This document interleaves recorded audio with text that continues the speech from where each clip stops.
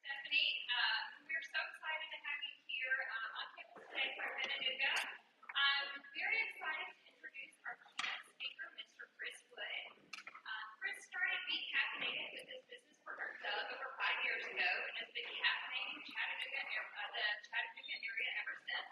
They have several locations around town. They opened a roastery called New Wave Coffee Roasters and a bakery called Morning Bee Bakery, Bagelry, as well as had a business consulting company called Coyote. In everything he does, Chris believes in making people happy, valued, and seen, and hopes to provide opportunities for people so that they can pursue their own passion. Thank you for joining us today. Please join me in a round of applause welcoming our keynote speaker. Hey everybody, like you said, my name is Christopher Wood, and I opened a coffee shop when I did not like coffee. And let's talk about why. So I went to college and I started out as a polymer science major, which is just hard chemistry. I got through about 2 years of it and realized that I didn't like it. It wasn't fun. I didn't want to be in a lab my whole life because I liked people, which in high school, if I saw someone I knew in Target, I'd look at them across the aisle, and then I'd turn around and walk the other direction. I made sure they didn't see me. Even if we made eye contact, I pretended like we did. Then I got to college, and a couple years in, I realized that maybe I wanted to talk to people. I like hearing from people. So I joined a business fraternity, which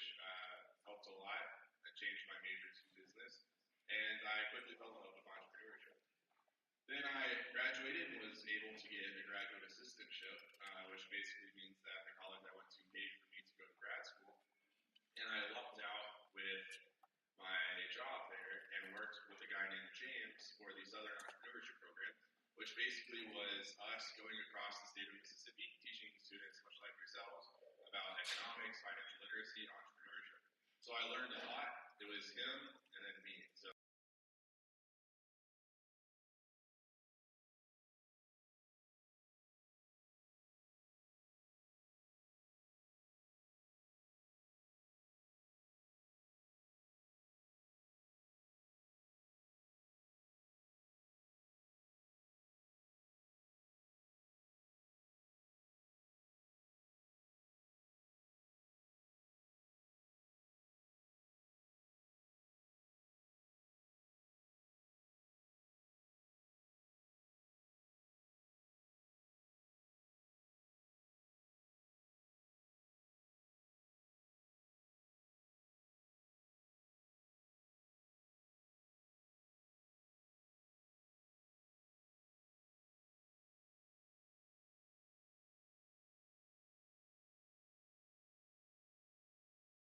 a little something extra. And it was a lot of fun, not sustainable, not at all. So we already knew we wanted to do something in business, and then we found out that drive-throughs might be interesting. So we started doing research, and we found out that there was a local drive-through coffee shop in Hattiesburg called Javanos. It was known for good culture, it was known for being a fun place to work at, and it was coffee. Like, people like coffee, you know. And the big bonus for me, you don't go home smelling like frozen beef at the end of the day, which is what I did at McDonald's. So we got jobs at Domino's, started at the bottom, and quickly learned a lot about it, ended up becoming a manager there. And we learned the ins and outs of it, and quickly found out that coffee is fun, people really like coffee, and it was something that we could see ourselves doing. So I got married to my wife, and then we moved up here to Chattanooga because my parents were here, and we kind of just vacationed here over breaks. So we said, why not move to where you vacation to, and we knew it was really a small business. So we moved here, my roommate followed soon after, and she became my business partner. And we found this little hut in the middle of Red Bank that used to be a Central Park, and it's 2 stories, which sounds, wow, that's awesome. It's 288 square feet total between those 2 stories. So for context, imagine that brick pillar all the way to about here, to that corner, and that's the first floor, and then there's a floor on top of that. So there's a drive-through on each side, which is great, but it hadn't been open for 10 years, so we put a lot of work into it, and that became our first location. Now, like I said, I didn't like coffee very much when we opened a coffee shop, so why did I do that? We decided we wanted to try business differently. We wanted to, we both worked a lot of part-time jobs. I've worked anywhere from line cook to like Avis budget rental cars, so I can technically say I'm a retired professional driver, just saying. So we worked all of those jobs, and the common theme was we didn't really like going to work. It's just another 4-letter word. And so we said, what would happen if instead of people not liking to go to work, they actually enjoyed it? And so when we opened To Be Caffeinated, we said, how can we change that? So our focus is on the people. It's on making our employees happy, because we feel that if our employees are happy, they make our customers happy, which makes the business successful. Which sounds like a really stupidly simple concept, but we were looking around at all these corporations and stuff, and their memo seems to be, how can we just suck as much value out of everyone as possible? How can we make the most money possible? And then the customers, or the employees are just their way to do that. So we flipped the script. We started trying to make our people happy. We learned a lot, made a lot of mistakes, but we're about 5.5 years in. Like she said, we've opened 4 locations and a lot of other stuff, and it always comes back to the people. And now when we interview for new baristas, the common theme I see is, I had one of your baristas make me happy on a bad day, I want to do that for other people. And that's how I know that we've made it successful. So what really changed the outlook of my life, though, is when I was in college, I read this book called Start With Why by Simon Sinek. Who here has heard of Simon Sinek? Okay. Nice. That's more than I was expecting. Thank you. So fun fact, I have 2 cats. One of them is named Simon, after Simon Sinek. So this guy, okay, maybe for everyone else, who here has heard of TED Talks? Okay, cool, yeah. That's how you know y'all are the smart kids, you know, TED Talk people, yeah. So he had the #2 most watched TED Talk for like 10 years. And you know it was good stuff because the video quality is terrible. But he basically said, he introduced this concept called Start With Why. He drew these 3 circles that he called the golden circles. And the middle one is why, the next one is what, and the third one is how, or they might be inverted. But he said a lot of companies and businesses start with what, and they go inwards. But he says the most successful businesses start in the middle with why, and then move outwards. So his example is, say you're Microsoft. You say, we have this cutting edge computer, and it has, 2 terabytes of RAM or whatever it is, and it does all this crazy stuff. Do you want to buy one? And then he said, at the time, Apple was a little more friendly than they are today. But he said, as Apple, you come across and you say, we're constantly trying to innovate, we're trying to push the envelope, we're trying to be better than we were, we're trying to create new technologies. Oh, and by the way, we sell a laptop. Do you want to buy one? So he said, look at the difference between this. One starts with what they're selling. The other one is selling you a vision. One is selling you a why. And so when I realized that, I started kind of introspecting and saying, what is my why? And I still don't know. I have an idea, and it's constantly changing slightly. But what I knew was every time I made someone happy, or made someone satisfied, or made someone do something that they felt was worth it, I felt good. And so that's what we built to be caffeinated on. And so my encouragement to you is, what is your why? Like, why do you wake up in the morning? What makes you excited? What makes you want to keep going? I know a lot of you are very young. I wasn't expecting quite so young, but that's really cool that you're here. So you're like, my why is Fortnite, maybe. I don't know. That was my why for a bit. But as you go, and you can probably see your parents' whys, you can see your friends' whys. What is your why? What makes you want to get out of bed? And then if you can take that and combine it with things that you're good at. So say, for example, you're really good at yo-yo. And then you're like, I really like making people smile. So then maybe you make a business out of like popping up at people's houses and doing yo-yo. And it's kind of like a teeny telegram. Whatever it is, you combine your talents and your skills with the thing that makes you passionate. Because at the end of the day, everyone has to get a job pretty much. Everyone needs to make money. And there's a lot of people that do things that they're not excited about. They do things that don't make them happy, that they don't feel fulfilled by, or they don't feel passionate about. But then you see those unicorns, those people that are doing a job, and they show up, and they're really excited, and you can just feel the passion oozing from them. Don't get me wrong, they still have bad days. They still have days where they don't want to get out of bed. Everyone has that. But generally speaking, they're living whatever they're doing, their profession, their career.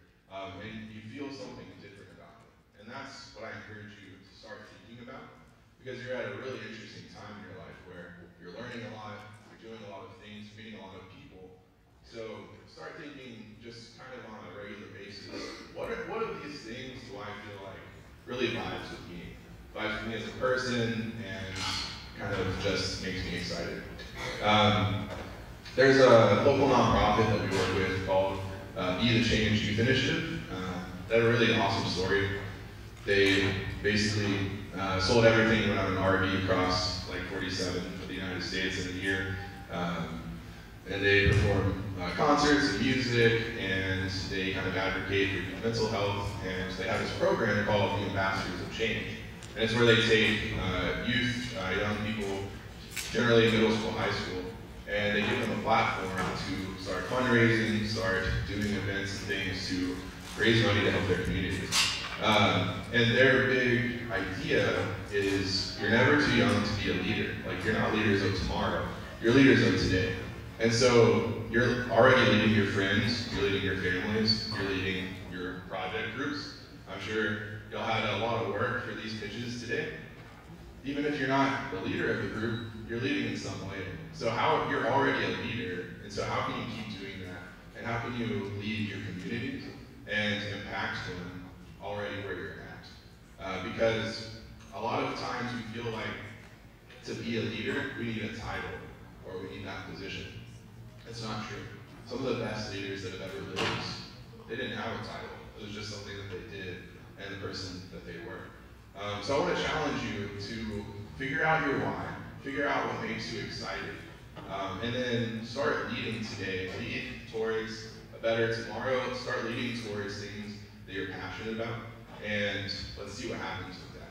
And let me check my notes real quick to see if I'm missing anything. This is my first keynote. Oh yeah, I did forget something. All right, this is my final point.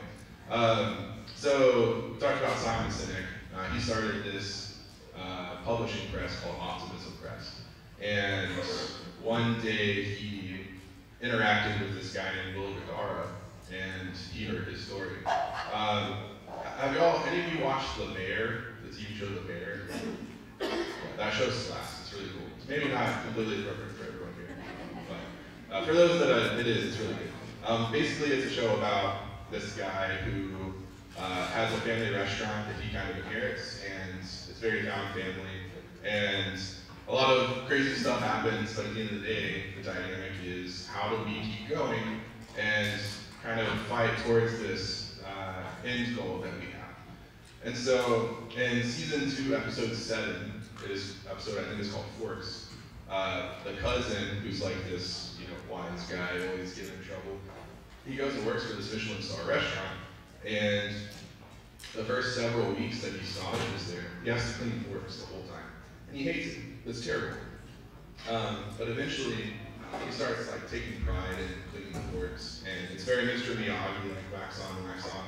And he eventually figures out why it's so important, and it's because they care about every single little detail in the restaurant. And so he is reading this book in the show called Unreasonable Hospitality, which actually exists in real life, written by Will Guidara. And the concept is, how can you make hospitality your unique value proposition? How can you make treating people well your superpower? And so Will Guidara took over this restaurant called 11 Madison Park in New York City, and systematically turned it into the #1 restaurant in the world, purely based on hospitality. And so one of my favorite quotes from it is, service is the selling of the product, it's the transaction. Every business commits service, it's the black and white. Hospitality is the color, it's the feelings, it's how the customer feels at the end of the day and after the transaction. And so their posit was, what if we make this crazy dedication to hospitality, in so much as you walk in, they've already researched you, they know you're about to go on your honeymoon, and they find out your honeymoon got canceled to the beach, and so they give you a tour around the kitchen, and when you come back, your table is covered in sand and has an umbrella because they missed it. Or another great example is, he overheard one of the tables saying, they'd done this really cool culinary tour of New York City, and they got to eat all the caviar and crazy cool stuff, but they didn't get to have the cruddy, nasty hot dog on the side of the street, which if you've never been to New York City, go and have a hot dog, it's really good. And he overheard this, and so he ran out in the street, he bought one of those hot dogs, he gave it to his Michelin star chef and said, plate this for our customers. The chef said, no. And he said, no, trust me, they're gonna love this. And so he placed it, this really cruddy, $3 hot dog from the side of the road, on a Michelin star plate with fancy ketchup and everything. He brings it out to the table. You would have thought they won the World Series. They were freaking out. They're like, this is the one thing we needed. And so his concept is, hospitality is one size fits one.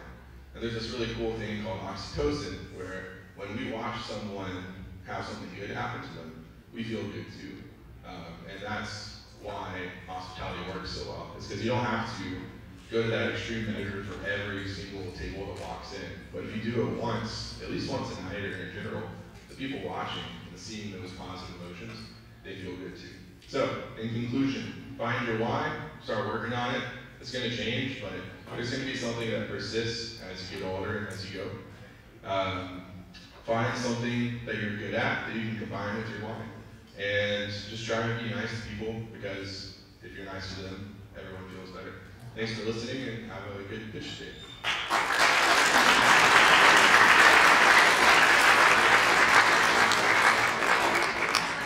Joining us today and sharing your story. We've got a small thank you token of appreciation. Let's all give.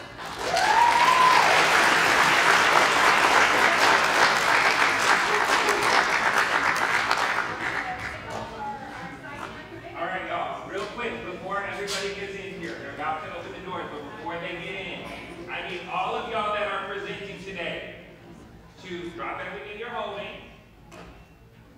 Inhale. Exhale. If your shoulders are like this after you exhale, then you need to do it again. So inhale. Exhale. All right. Let me give you some logistics real quick before I open those doors. Outside, there's people waiting to come see y'all. They are super excited. We are so thrilled that y'all are here to pitch today. I cannot express my gratitude to each of y'all, and it's about to be crazy. So I'm just letting you know, thank you each and every one of y'all for being here. I'm so excited to see what you have for us today. So just real quickly, those of you that are going to be in the Benwood, you should have had that paper that has where you are. If you're in the Benwood Auditorium, that is this auditorium, you're going to stand here and somebody is going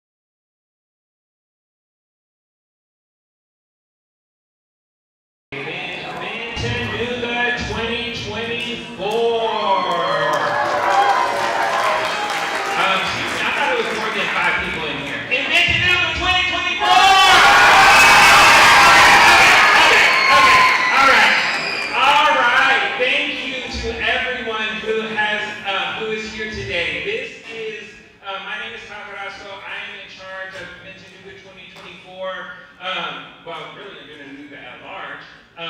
And this is my 4th year doing this competition. I am beyond proud of the teams that you are going to see today. We had this year the most submissions we've ever received for Inventanooga, close to about 100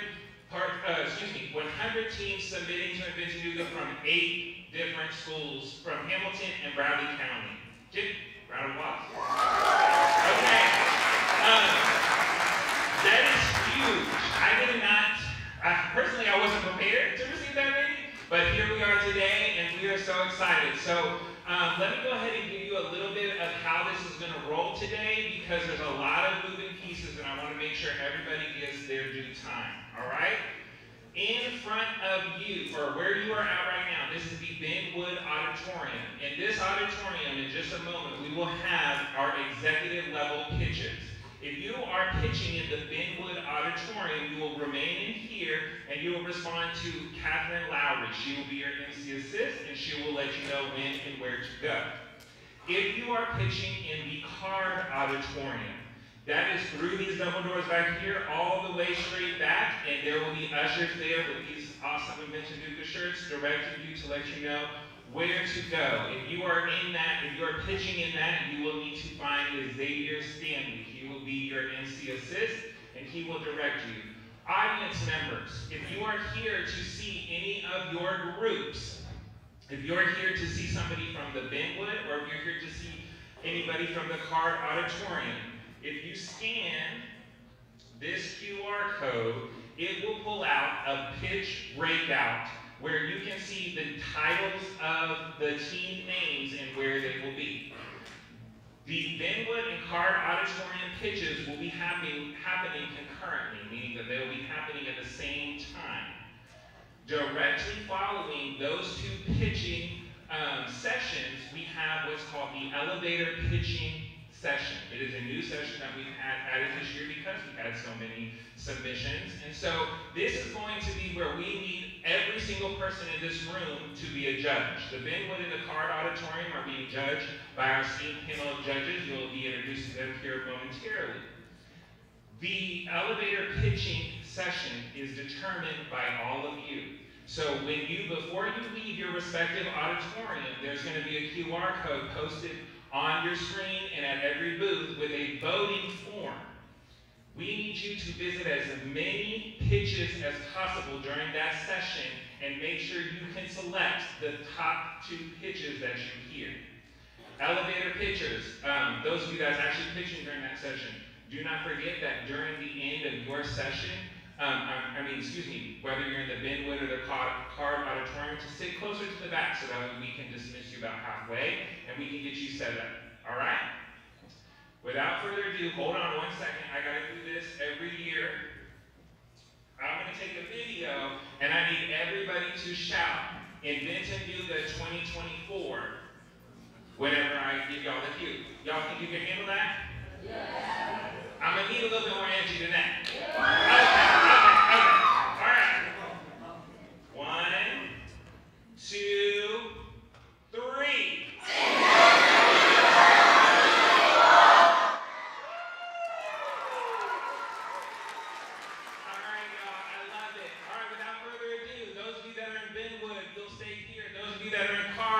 Your way to Card. Please let the pitchers, please let the students go first. Audience members, please let the students go first.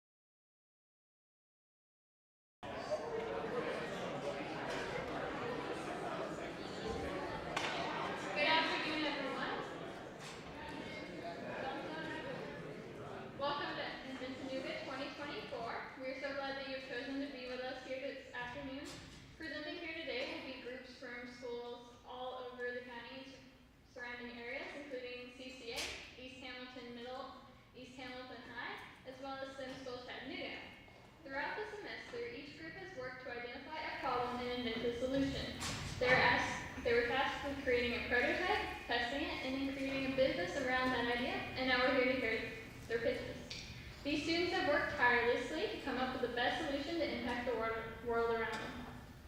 We would like to begin by thanking this year's sponsors. Firstly, we'd like to thank the Gary W. Rollins College of Business and the College of Engineering and Computer Science. Without them, we wouldn't be here. Thank you so much. Secondly, we would like to thank Hamilton County Schools and STEM School Chattanooga. We would also like to thank the Global Center for Digital Innovation. Lastly, we would like to give a huge thank you to the Public Education Fund and TransCard. Thank you to all our sponsors for making this event possible. Now, before you're introduced to our groups, allow me to introduce myself and the judges. My name is Emily Barajas. I'm a student at STEM School Chattanooga and I'm a junior. Next, I would like to introduce our judges panel. Our first judge is Marjorie Savage. Marjorie Savage is the Director of Entrepreneurial Development at the Incubator and holds a bachelor's degree in communications focusing on leadership and entrepreneurship from Tennessee State University. The Incubator provides business startups with opportunities to innovate, network, and develop. Our second judge today is Andrew Hardy. Andrew Hardy has been an employee for Hamilton County Schools for over 10 years and now serves as the District Coordinator of Community Partners. Andrew holds a bachelor's degree in history and master's degree in education from the University of Tennessee. He also loves cats. Our third and lead judge is Christopher Wood. Christopher Wood co-founded Be Caffeinated over 5 years ago and has been caffeinating the Chattanooga area ever since. They have several locations in and across town, as well as a bakery called Morning Bee Bakery and Bakery, plus a consulting company called Higher Think. Chris is also a contracted sales and marketing specialist at Master Tech Flow Technologies. Wow, we have some pretty accomplished judges here today. Thank you for being here. We also want to, again, thank you for taking your time out of your day to come and hear all these wonderful pitches from these students who have worked tirelessly throughout the semester. For our first group, we have Reagan Husky, Owen Fang, and Bianca Davenport from Center for Creative Arts, presenting their idea for an app that improves school communication in an emergency called Safety Pulse Admin.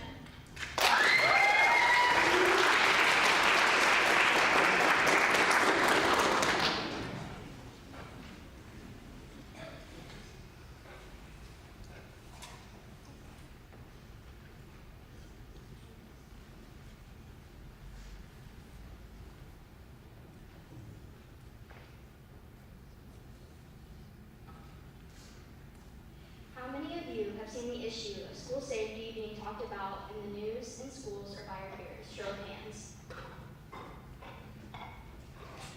School threats are a growing issue in our community. In the first month of school, there were 20 arrests for threats of mass violence just in the Tennessee Valley. Now multiply that by the entire country.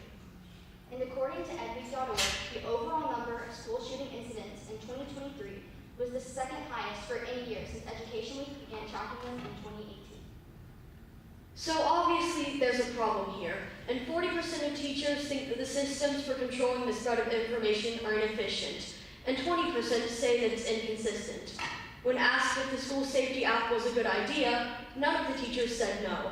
60% said a definite yes, while 30% said they needed a bit more info before committing to a yes. So how do we combat this problem? Hi, I'm Reagan.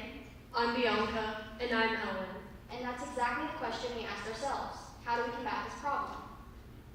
Introducing Safety Pulse, a two-part app that includes a parent version and an admin version. We are presenting the admin version. An app designed to help teachers and administrators control the spread of information in the event of an emergency. The app features a map that shows all schools in Hamilton County status by color, the ability to update the status of any student, the ability to send mass messages to teachers and/or parents, the ability to change a school's color status, and teachers can input that their entire class is accounted for or mention if specific students are not.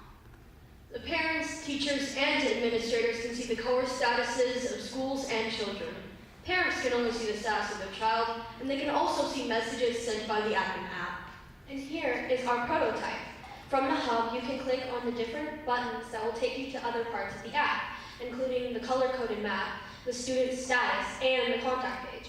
In the map and student status sections, teachers can update the map in real time and the status of their students. They can also update where their students may be to help other teachers, and the map will inform teachers where their dangers are localized. Here is what the contact page and student status page would look like. In the contact page, admin can make groups, like a group chat, but it will come with 3 originals: parent, faculty, and admin, as well as search specific people to message. And over here is the student status page. It shows each student's name, grade, and status. And if you hover over one student, it would show you their student ID, class, etc. We are looking to sell this to school districts and private schools, especially in high-risk areas that we believe that will greatly benefit from our app. These 2 apps, Pick My Kid and Save or Watch, are our top competitors. However, both lack some of our most prominent features like Map features, color system, SOS data, and information on surrounding threats. A couple features that would be hard to copy are the use of SOS data and the map. So how do we make a profit?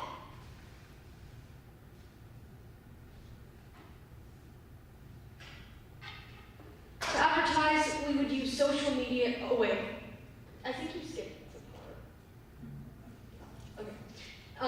We would sell our app to school districts and private schools. We would also get loans and pitch to investors, though we will have money to pay back. We would be utilizing direct distribution, and to measure our success, we would use reviews, track the number of contracts with school districts, and any alternate forms of communication.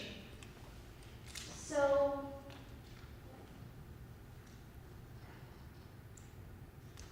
what is this equation? This is our equation for profit. We had to use a literal equation, or an equation using only variables, because of the unpredictability of the costs, loans, and investor share. This system simplifies it a little. Basically, total cost is equal to the price of advertising, plus the cost to make, plus maintenance per month, plus loan repayment, and profit is equal to the selling price, plus the investor money, multiplied by 1 minus the investor share, minus the total cost. These are some possible costs that would go into making the app, with a software developer being between $100,000 and $150,000 a year, servers being $60 to $100 a month, and office space being $18 to $24 per square foot. In conclusion, Safety Pulse, an app to assist teachers, administrators, and parents during school-related threats. Thank you.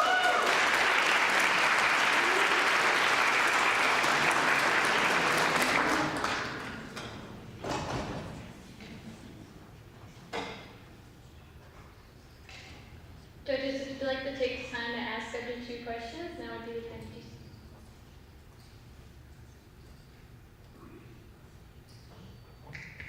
Awesome. That was a great presentation, y'all. Good job. So, will you dig a little more into, so you had your minimum viable product up there. What is a way that you could test this out on a very small scale and see kind of the problems that rise up, maybe at like a one at a time thing, instead of trying to jump really big into it? So what would that be? We would do multiple run-throughs before the launch, to make sure that every part of the app is working as it should be. We would also ask 1 or 2 schools to use it during their drills with maybe a payment incentive if that's necessary. And then we would also have mock emergencies and input like fake names, fake schools, and fake teachers, and then allow them, and that would allow us to see how the app would work. What type of IT protection would you have for this app to make sure that it's not hacked and false alerts, et cetera, et cetera? We would use firewalls, and we would be doing a lot of research into whatever coder or software engineer we hire, and make sure that we are getting the best, make sure that we are getting someone who really knows what they're doing, and invest money in downloading protection.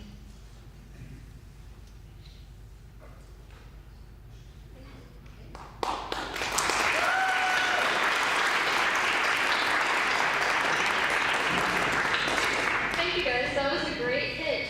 Next up from Sim School Chattanooga, we have Jonah Walker, Xavier Johnson, Jack Turner, and John Paul Chapman with Lightworks Solutions, an innovative way to eliminate rural roads.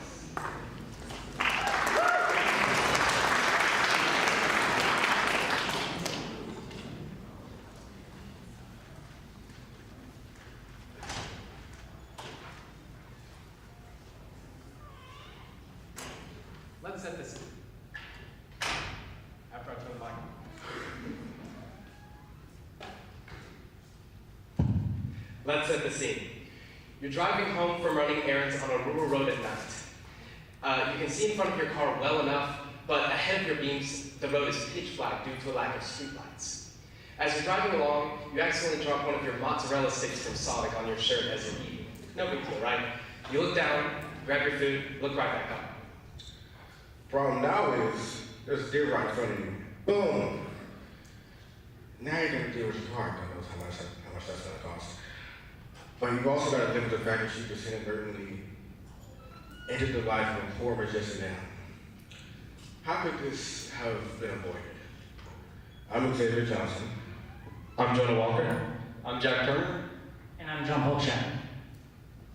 And we are Lightworks.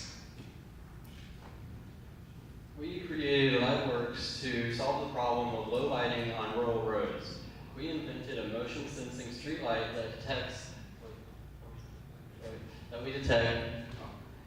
cars, animals, and pedestrians at night, and also turns on ahead of time so that you can see it before you get there and cause a wreck.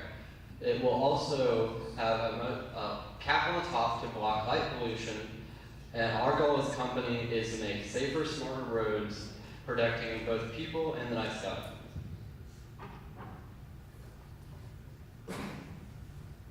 Now, our problem statement reads as follows.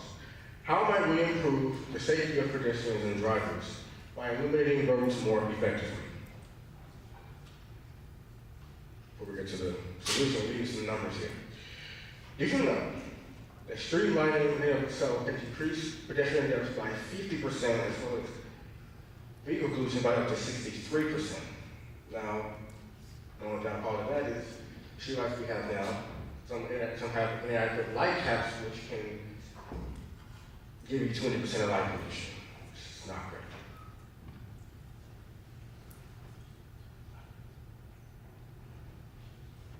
We will focus our product to cities, counties, and dark rural roads in America. And this will dramatically increase safety of civilians, which could also increase tourism and tourism revenue that can be reused for city projects in the future.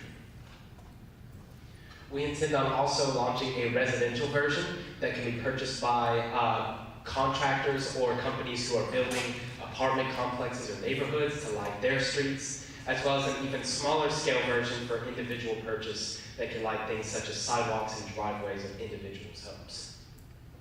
And if it ever has any issues, we will send someone out to repair it or replace it. We're going to have polls where citizens can offer feedback.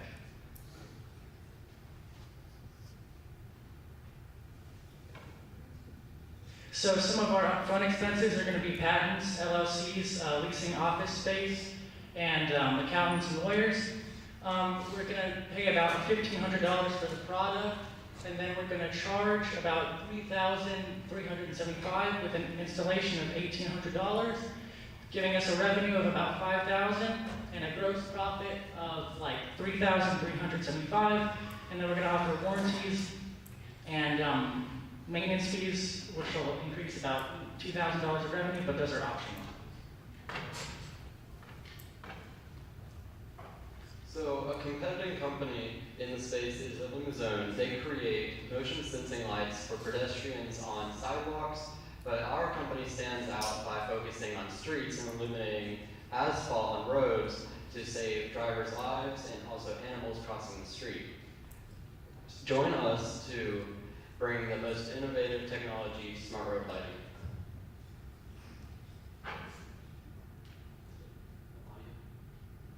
So as we're moving around in front of the sensor, as you can see up there, the light turns itself on and it will stay illuminated for up to 30 seconds after motion is no longer sensed, which will ensure that all drivers, obstacles, whatever, are moved out of the way. And as long as cars keep coming, that light will keep resetting and stay on for as long as it needs to. We did decide to put it on a timer, that way it limits light pollution and it doesn't bother residents of the nearby areas.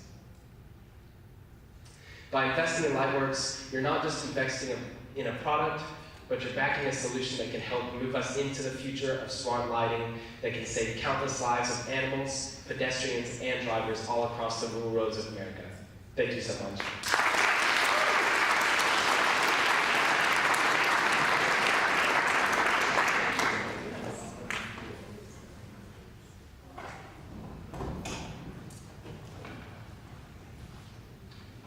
Great job, guys. So my big alarms going off.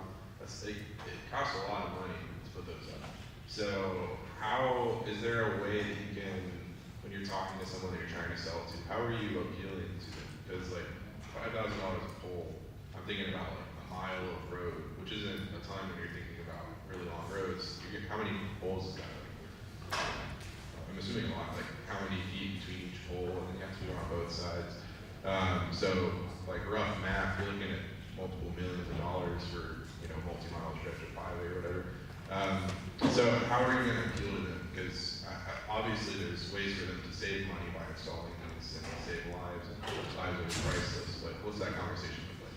Well, I looked up some rough estimates, and we charge like a little bit more than average, but we're also selling a premium product. And if we do improve safety, we can also bring more tourism, so they can get revenue from that can be reused for city projects in the future. We would also focus more so on dangerous rural roads, so it wouldn't be like a long multi-mile highway, but more so like dangerous curves or areas that you like forests that you have very limited vision, where a deer could jump out of nowhere. Additionally, my mom has driving anxiety, so she also even gets worried about like the end of East Brainerd when it starts having a lot of curves in it. So kind of things that just maybe would trigger some alarms in some people who aren't super confident behind the wheel, just to give them a little bit more confidence in driving. One more thing to offer incentive for purchasing our product is, obviously depending on how much they're purchasing, we can bump that price down more and more for a large purchase, just to kind of save some money, incentivize purchasing our product over maybe just getting the same thing over and over.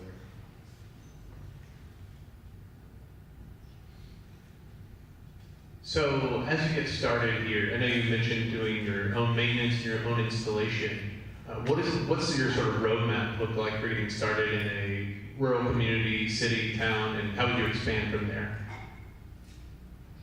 So we would start by advertising it to like city governments, getting them on board with that, and once that gets implemented and installed, then we would move on to like neighborhoods, the builders of neighborhoods as well. It's not just individuals in the neighborhoods. That would come later as like a smaller alternative and cheaper. Do I have time for one follow-up question with that? I think we have to move on. You got it. Thank you so much.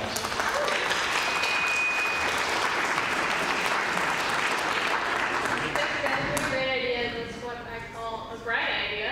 Alright. Up next we have Yahia, Akara Callahan, and Torian Williams with their invention Rubik's Thing, a product meant to combat water pollution.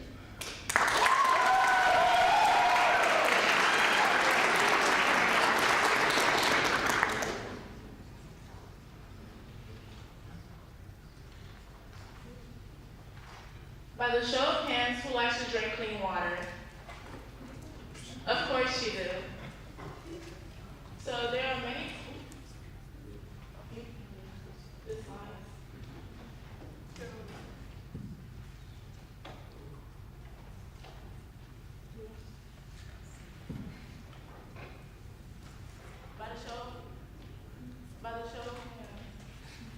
By the show of hands, who likes to drink clean water?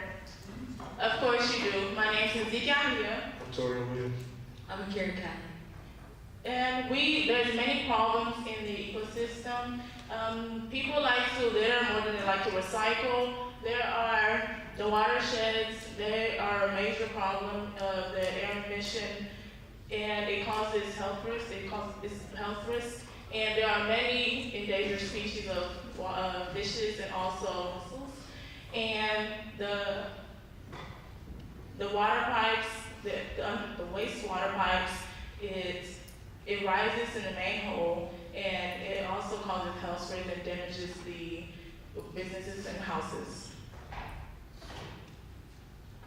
So for our secondary research, we found that in the Think Before You Swim, that 60% of the Tennessee River is polluted with microplastics, and it is the main cause of the endangered wild creature, the aquatic life, and this can cause diseases and causes death, and it can be in our food chain once it enters our food chain. For our primary research, Andrew Kapp said that compared to the Uruguayan River, which passed with Pakistan, analyzed in 2014, the Tennessee River shows a dramatic contrast both in terms of microplastic levels and human pollution in the river. This shows that it is an increase in the microplastic in the Tennessee River, and that there are many microplastics. It is the main source that is making the microplastic harmful. So, water pollution in the environment is growing. Methods used today are inefficient and harmful to the environment. Biodegradable sponges reduce harmful impact on the environment by naturally breaking down and getting rid of harmful bacteria and microplastics. Coming in different sizes along the river without affecting the river's natural flow.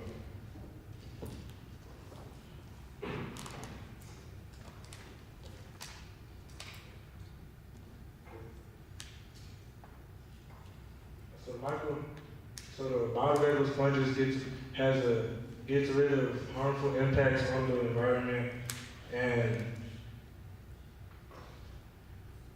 by naturally breaking down and getting rid of harmful bacteria and microplastics.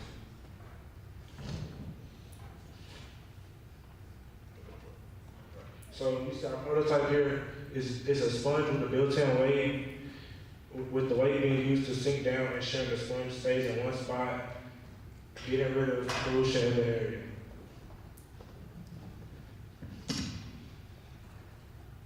River Clean's benefits.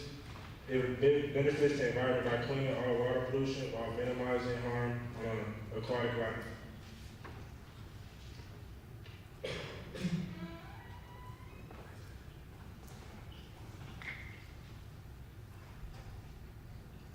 Through our research, we found 3 alternatives that benefit different environments, starting with bioremediation with natural organisms, phytoremediation using plants to absorb toxins, and nanomaterials that capture contaminants. Okay, for our distribution, we're going to create our own website and put it on our website so we can provide the community with our product, and then we're going to sell it on Amazon, so it can be like an indirect market. And then for our revenue, it's depending on the size, it can range from $15 to $20. The market growth would be 66 to 75%. And then we're thinking that our break-even point should be up to 2 to 3 years.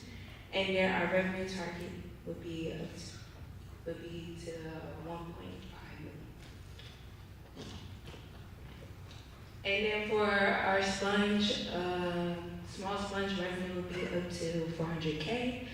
And then for our large sponge revenue, it should be up to $600K. For our cost, the biodegradable substance composed of material is basically like plant-based or biopolymer, which will be up to a range to 2 to 10 per kilograms.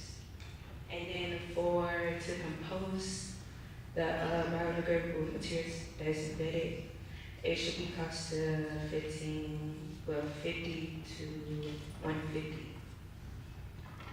And then altogether, it should be up to 500K. And then with the 10,000 small and large sponges, the sales and marketing should be up to 250K. And then the distribution 950K, and then the technology that we use should be up to 45K, and then our administration should be up to 20K.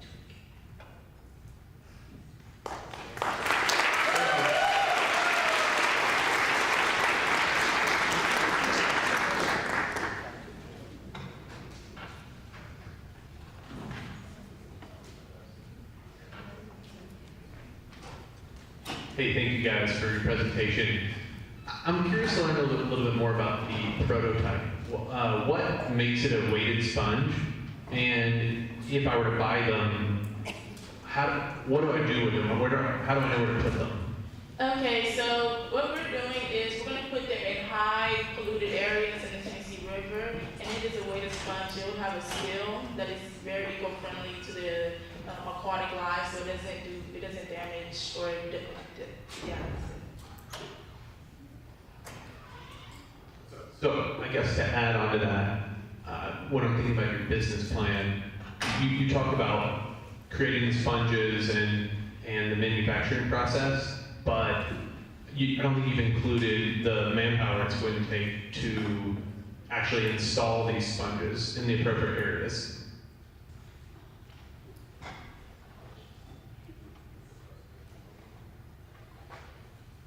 So my question is like, so it absorbs the pollutants, but it's biodegradable, so it can obviously. So does it eat those pollutants? And so then when it breaks down, it's not putting it back into the river? Okay, so it like consumes it and it's gone. Okay, thanks y'all.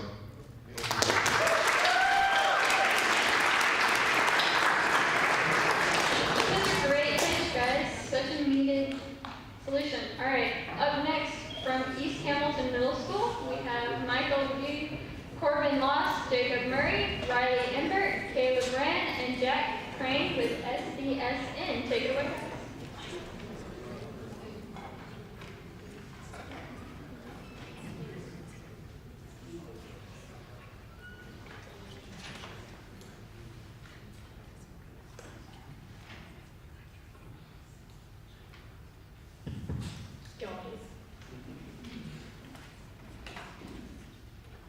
Hello, we are Riley, Caleb, Jack, Michael, Corbin, and Jacob from East Hamilton Middle School. We have the SDSN Secure Door Status Notifier. Raise your hand if you have had a school threat in at least this school year. That's unfortunately more than we expected, but it just goes to show how much school threats have been rising across the nation.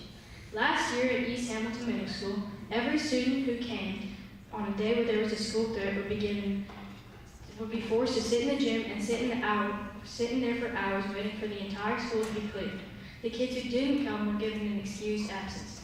However, things like that don't happen anymore because things where we have to sit in the gym and wait for it to be cleared, those things have just become a standard occurrence.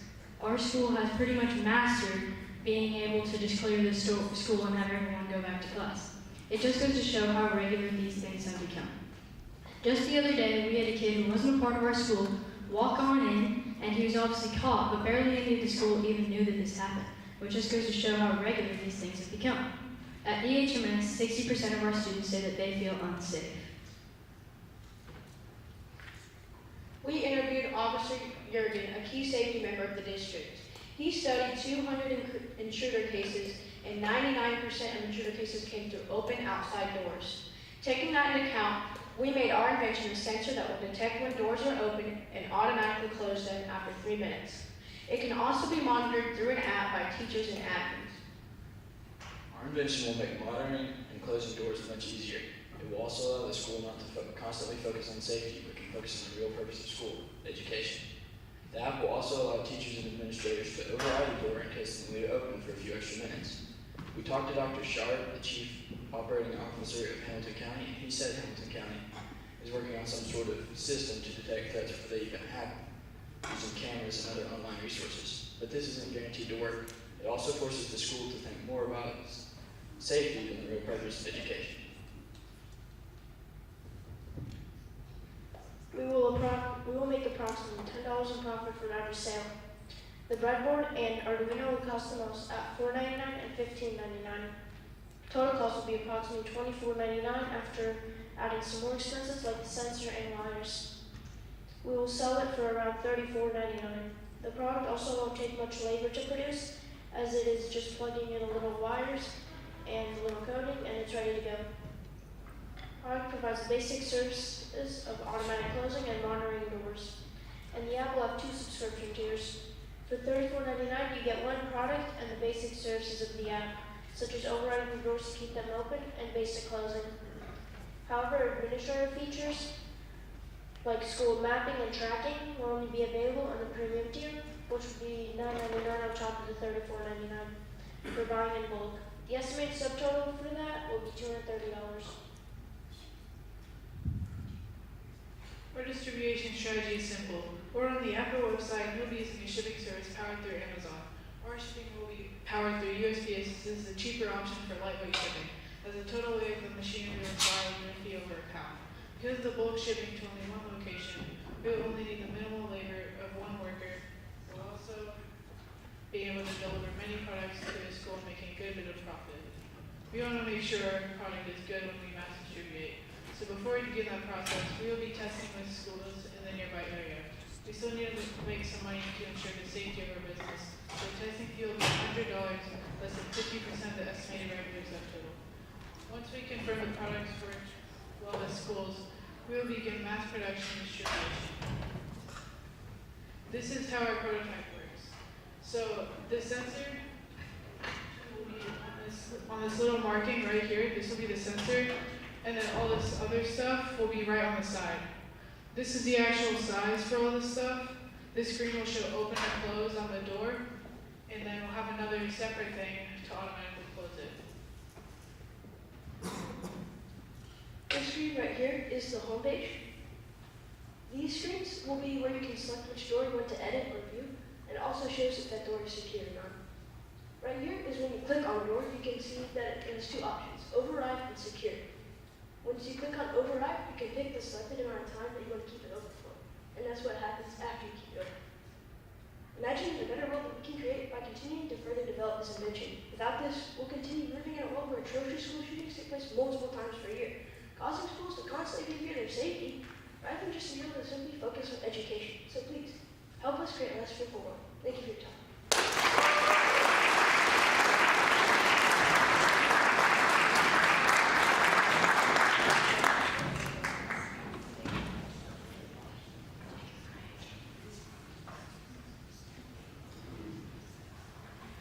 Great job, gentlemen. I have a question.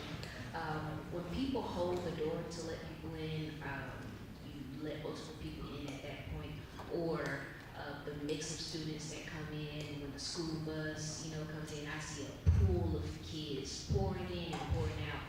How would it monitor that type of person who may be able to slip in during that moment?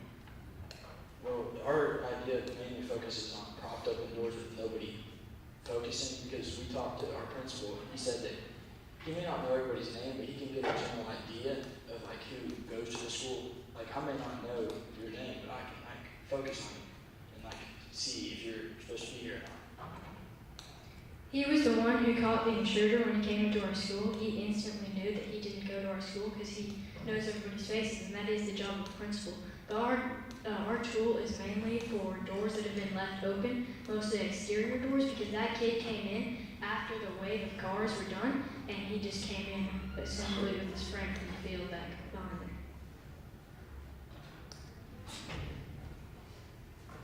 So what sort of security precautions are you going to be building into the app?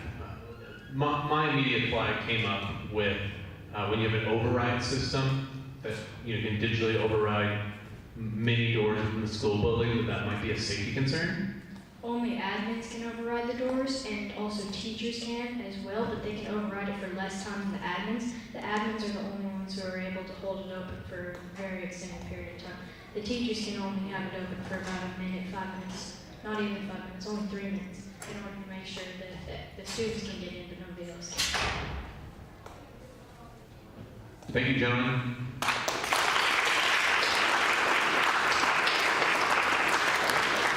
What an innovative idea.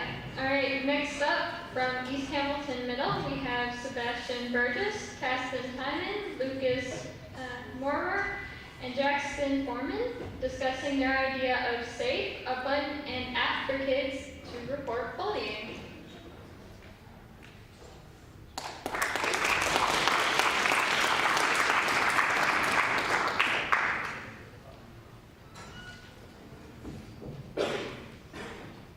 Hello. Hello, judges. My name is Caston Tyner. Mine is Sebastian Burgess. I'm Jackson Foreman. And I'm Lucas Maurer. This is our pitch idea. So imagine you're walking down the hall in school. Okay, you've been having a good day, everything's going your way. But then this one singular kid comes up to you and starts pointing out every little fault you have. You want to stop it, but you're too embarrassed to tell a counselor. You see a teacher you're okay with telling, but then a wave of anxiety washes over you. What if they come for me? What if I'm labeled as tattletale?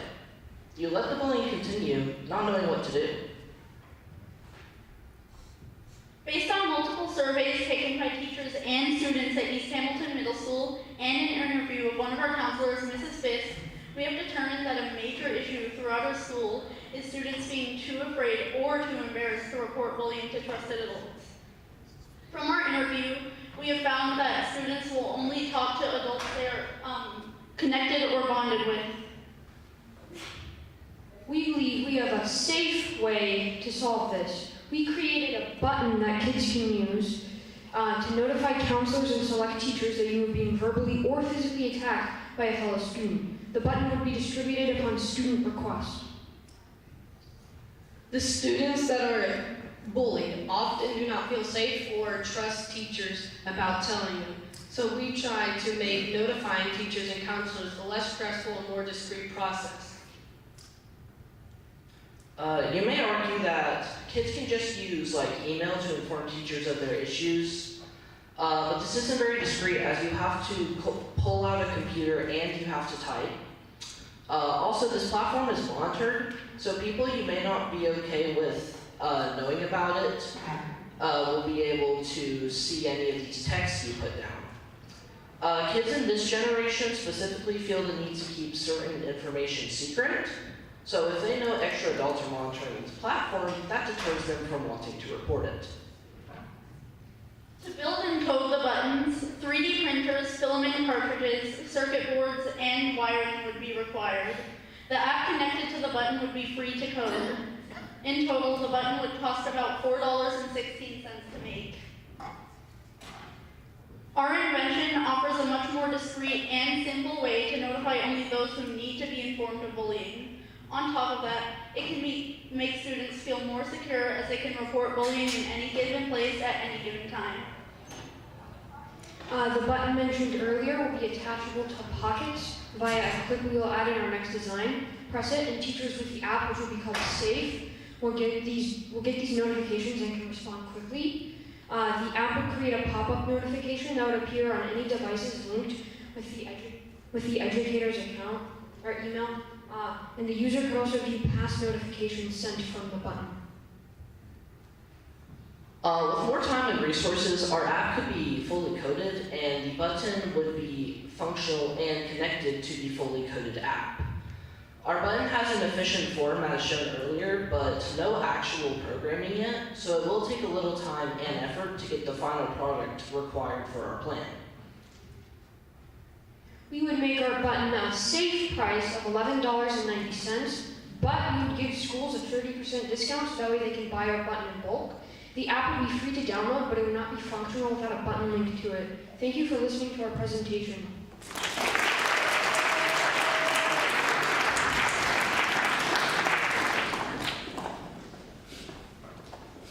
Great job, y'all. So with this button, so you said that the students would have to request to be given one. So if one of the original problems is that they don't feel safe enough to go to someone to ask them for help, how do you combat the fact that they still would need to go and talk to someone to get the button in the first place?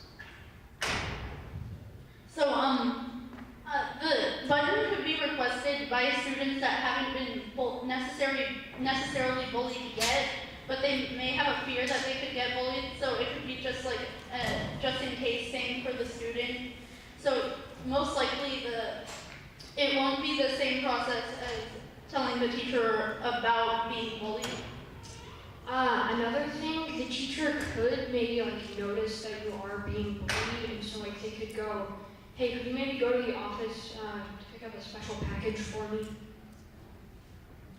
To add on that, we had asked the teacher, Miss Frisk, she had told us that teachers know that you are being bullied, they just can't give evidence to back that up. So that would help with getting.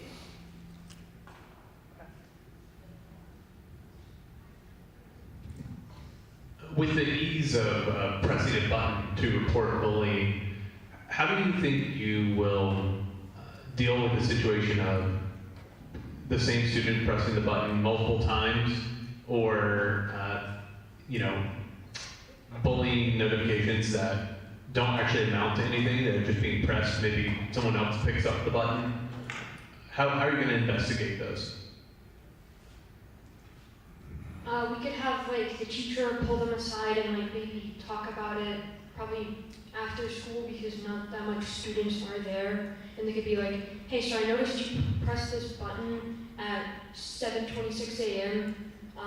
Did you get bullied at this time? It's okay to tell me. Thank you, team.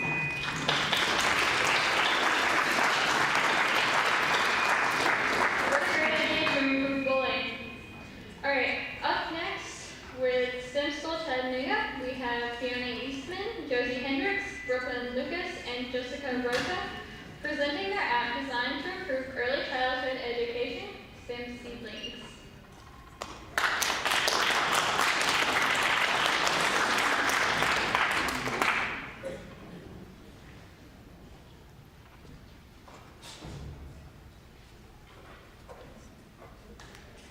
Hi, my name is Fiona Eastman. I'm Brooklyn Lucas. I'm Jessica Rocha. And I'm Josie Hendricks. And this is STEM Seedlings. Age 1 through 4 is the most significant time in the brain for childhood development. Yet it is least covered for young children to have an equal opportunity when approaching kindergarten. Our research highlights the socioeconomic discrepancies that limit access to high-quality early education, as many families cannot afford the structured learning opportunities that come with high-end daycare centers. Our goal is to close the early education gap by providing STEM enrichment to all economic classes. And STEM Seedlings is just the solution. A free app, STEM Seedlings provides lesson plans created by teachers for families. And while the concept of the lessons is similar to what you'll find in the classroom, we find significance in the way that each lesson comes with information and resources that allows parents to teach their children and grow in their learning together. When parents first open the app, they are greeted with surveys that ask questions about material, location, free time during the week, and much more. For example, families that live in the forest have more access to sticks than families that live in the city. Our goal is to have the app available for everyone. Whether parents cannot afford a high-end daycare or they just want extra bonding time with their child, STEM Seedlings is a resource for parents to allow their child to reach their full potential. Our customer demographic includes parents with children in the age range from 1 to 4 years old and includes all different incomes. With apps like ABC Mouse and 0 to 3 available to parents, why our app? Well, it's free. Our app is accessible to all socioeconomic classes who wish to use it. We'll be able to achieve this by having ads targeted towards parents and their children. Using the money from these ads, we'll be able to keep the app running and pay the teachers for their lessons. We'll distribute the app using an indirect distribution method. Apps like the Google Play Store and Apple App Store are widely available and accessible to everyone. As we begin to launch a family-oriented app, our main marketing strategy will be parents. We'll do this by using the power of social media and targeted advertising. Once parents and families start using the app, we'll use Once parents start using the app, we created a 5-star rating system and an open comment section to allow for feedback. Once we receive this feedback, we'll make sure we improve the app and making sure the app stays a valuable resource for families. Utilizing the distribution and MVP strategies to attract users is important, as user involvement is the driving force of our app. We estimate that the initial software development cost will fall between $35,000 and $40,000, with 15 days of design and 100 days of development. When our app is first launched, updates and bug fixes will be more frequent, totaling to about $830 for the first month. In addition, IT support will be especially necessary to keep our app running smoothly. At this stage, customer service will be our biggest expense, while less money is allocated towards advertising. Free lesson plans are the main feature of our app. When teachers sell their personal lesson plans online, they make about $195 per lesson plan. When we commission a teacher to create a lesson plan for STEM seedlings, we pay a $5 initial service fee, as well as $2 per use of their lesson for the first 1,000 uses, totaling to about $2,000 per lesson plan. Initially, we will rely on grants and investors to fund this process, but eventually, the revenue procured from our ads will become the main payment source for the teachers. That way, my apologies, after our app is launched, our priority costs will shift, focusing more on customer service, maintenance, and advertising, so our app can quickly gain traction. Our launch goal is 1,000 users, which can be achieved using our minimum value product and feedback process. Once we have reached this desired amount of users and our app is successfully launched, we will be able to pay the teachers with the revenue that's procured from our resources page. Once we have reached a higher amount of users and have successfully launched using the initial investment, the native advertising on our resources page will pay the necessary cost. That way, ads pay teachers for their contribution and for general maintenance of the app. But most of all, we have achieved our goal of keeping this app free to all parents. We estimate that we will need around $100,000 throughout our beginning stages of our app. We ask you to participate with STEM seedlings in creating a more equitable playing field for enrichment opportunities. This is the future of at-home learning, creating more financial opportunities for teachers, educating parents how to teach their children and inspire STEM thinking, and creating more educational bonds within families. This is STEM Seedlings, creating new STEM ecosystems. Thank you.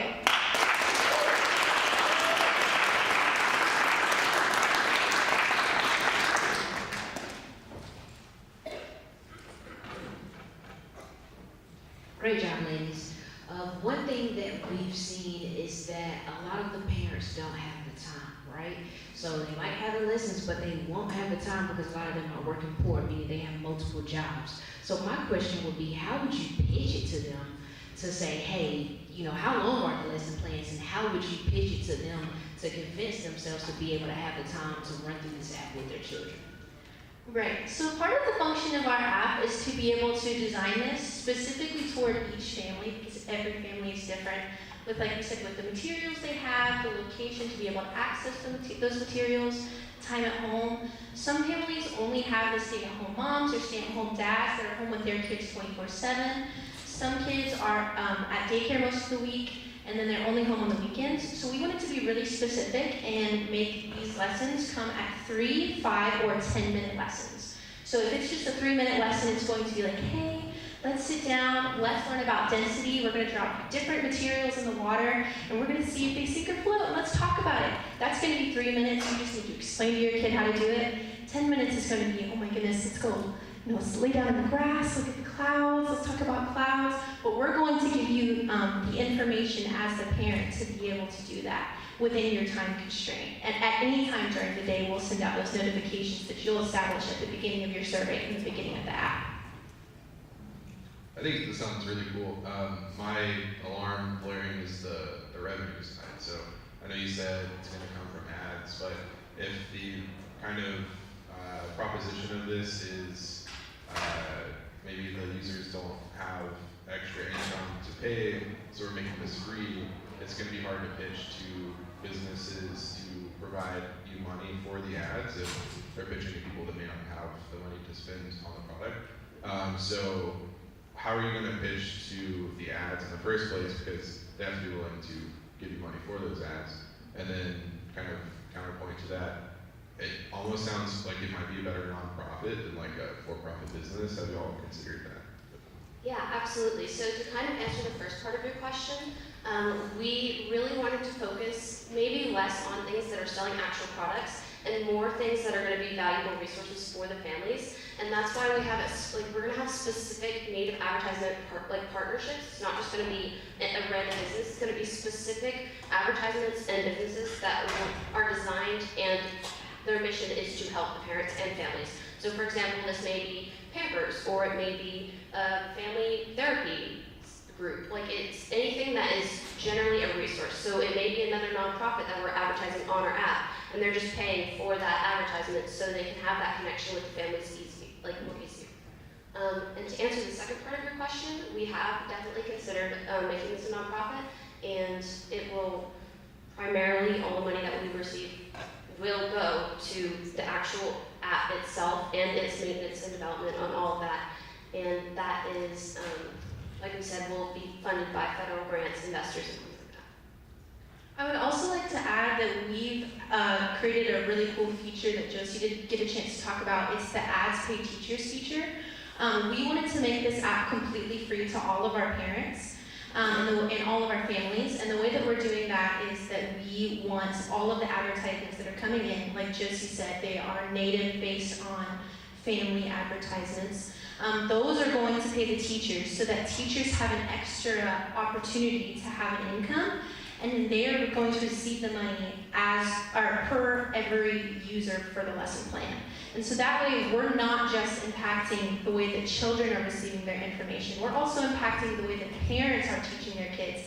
And then finally we're impacting the different way that teachers can be able to receive a separate type of income. So we're, in some type of sense, changing the way that we see education as a whole.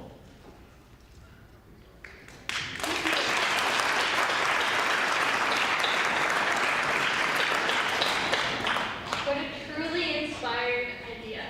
Now at this time, I would like to ask any students who are participating in elevator pitches and need to set up their table to please exit into the hallway. Now up next, we have Zane James from East Hamilton High School discussing his idea of a reinvented mouthguard called HydroGuard meant to combat dehydration.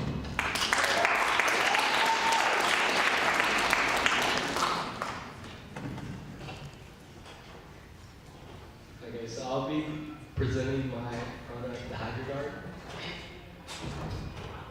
Did you know that 9,000 heat-related illnesses are due to dehydration a year?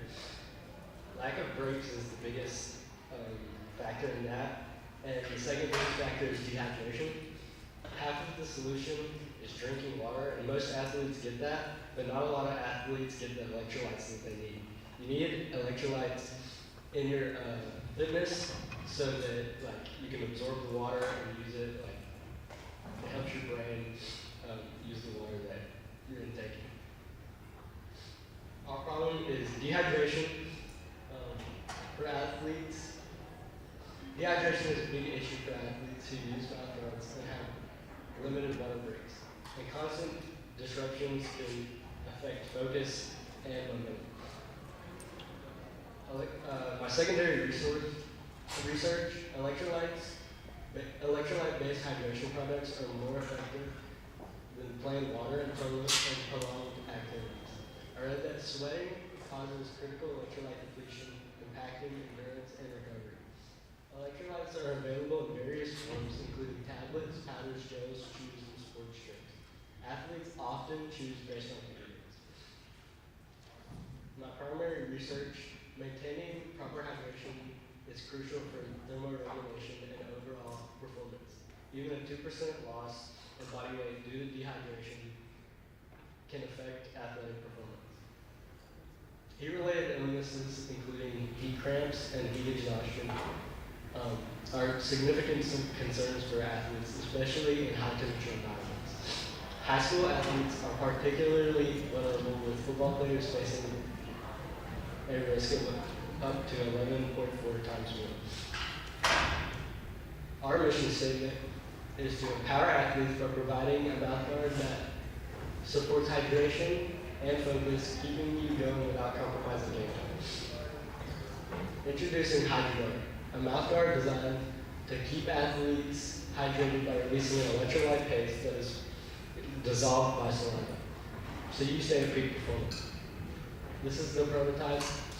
Those arrows are pointing to the insertion points where you will inject the electrolyte paste. And then down there, towards the front of the mouth, is where the electrolyte paste will seep out into your saliva and where you can adjust it. Our customers will mostly be high school athletes, as most athletes around the world are in high school. Most don't make it to college for the next level. So that is the biggest demographic we'll be reaching. And it can be used by any athlete that wears a mouth guard, so boxing, wrestling, football, anything that you'll be using a mouth guard. There isn't a mouthpiece out there specifically designed for an electrolyte paste to be inserted into, and it keeps athletes on the field so they don't have to take as many water breaks as if you have more electrolytes, the water will be used at a higher rate. While traditional mouth guards only protect the teeth, and energy gels and sports drinks and other things like that disrupt play, HydroGuard provides continuous hydration without any distractions. Our minimum viable product will just be a prototype of the product because there's not much else you can do with that. We can test the electrolyte paste, but that's about it. But the biggest thing is we just need to get exposure. We'll reach athletes by sporting goods stores, online marketplaces, and direct partnerships with schools for bulk orders, as you can just get it for teams or whatever you need like that. Our cost is for the mouth guard would be around $220 to $5 just to make the mouth guard. We use high quality thermoplastic polymers like EVA. That's what most premium mouth guard brands use. And for the electrolyte paste per dose would be 20 to 50 cents. We'll make our revenue through retail and online sales, and a subscription service for electrolyte paste refills, ensuring athletes stay prepared.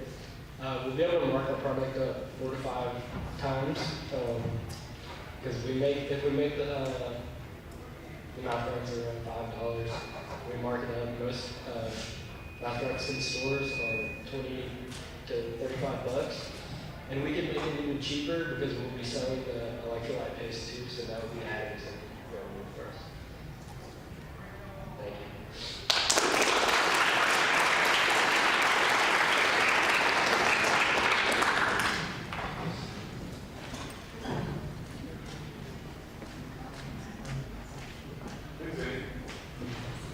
Maybe time? There we go. So can you describe what how long a dosage of the hydrogel actually keeps you going for? You could use the electrolyte gel. It should have a dose for like a daily intake. So if you were going to need it just for, you'd have to use it just one time for that like session that you're going through, because you wouldn't want to leave it there for more than a day, that'd be gross. But yeah, it would just be like a daily intake. So that would be all the electrolytes you would need for a day. And as it dissolves, like just that should just be enough for that time frame.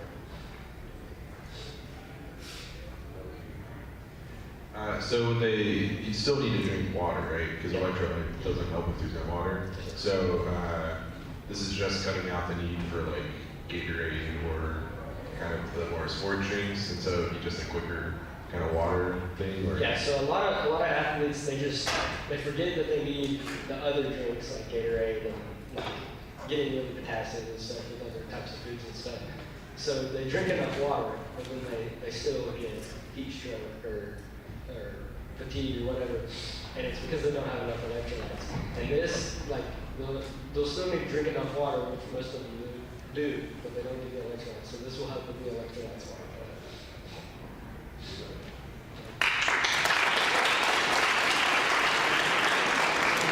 Alright, thank you, Lane. Now from East Hamilton Middle, we have Viet Tran, Lainey Epperson, and Maria Guerrero-Torres for their idea of Prep Tide, an app to assist people in the recovery from natural disasters.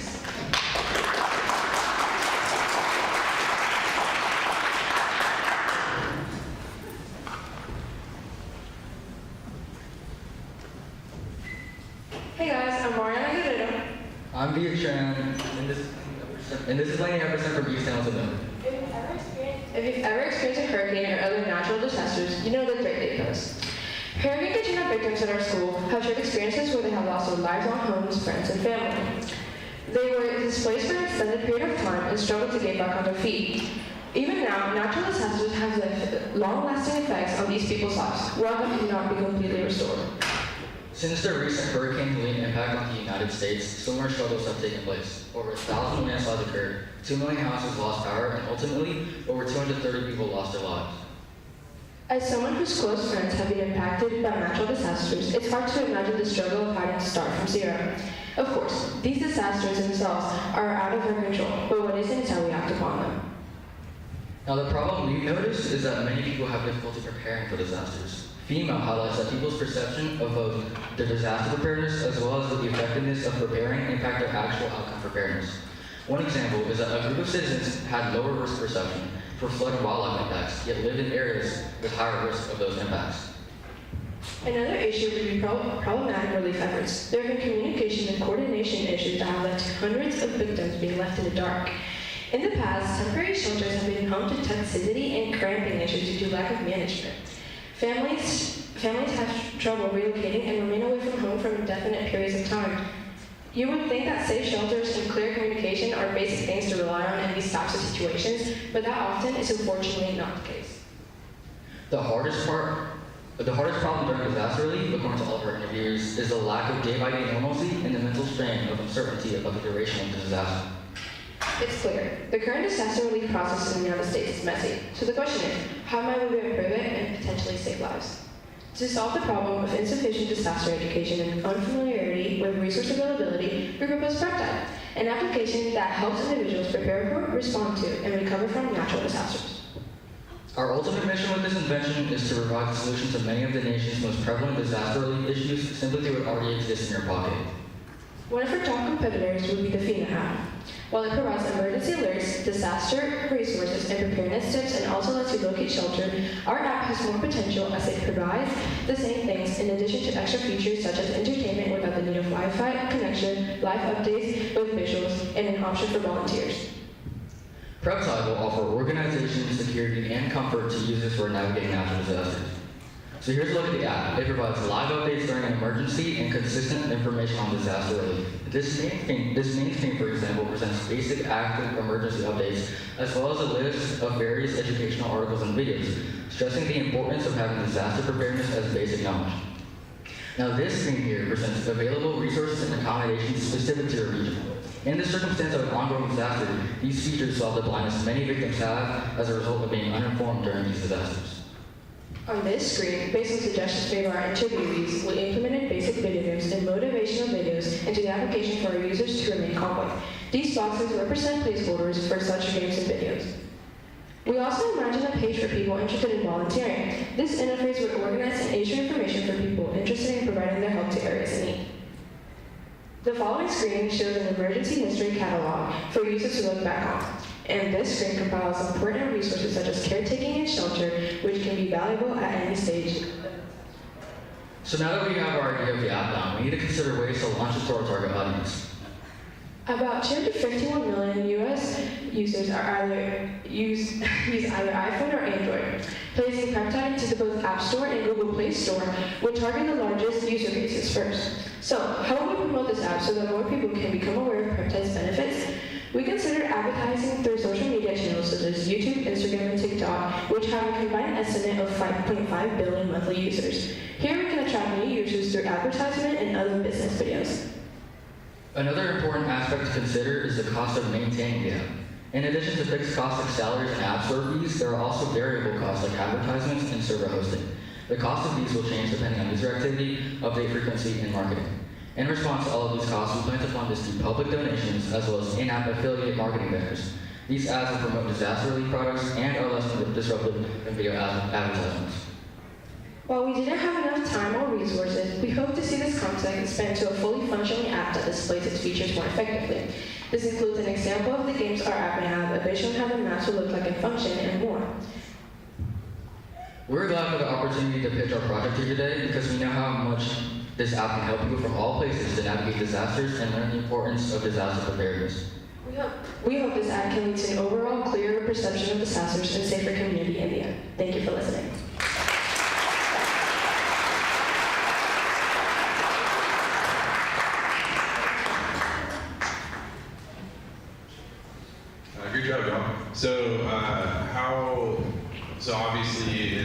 like Hurricane Helen. It, cell towers are down, like you don't have internet necessarily if you're in the middle of it. How do you account for, if you don't have internet, if you don't have Wi-Fi, but need those resources? Is there like an offline version of it? So the part of the app that does rely on internet is the live updates. And while you won't be able to see these live updates in places where Wi-Fi towers are down, the thing about PrepTide, the advantage that users can get out of PrepTide is the fact that it'll give you information about disasters before they come, especially if you live to a region. So users can take advantage of PrepTide by preparing ahead of time, taking the information that they give you to heart, and just acting upon that.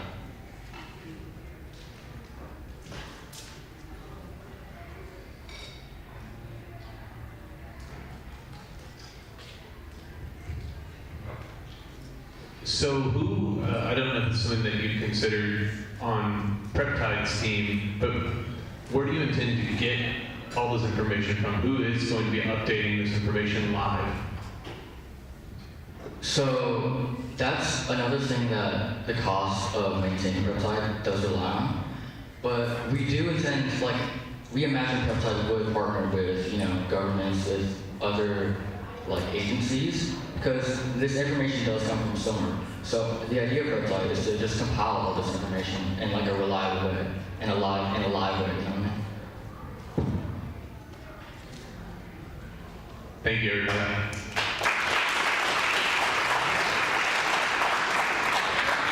Great job, guys.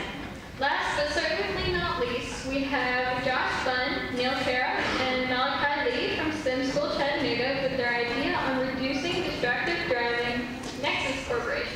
Here we go.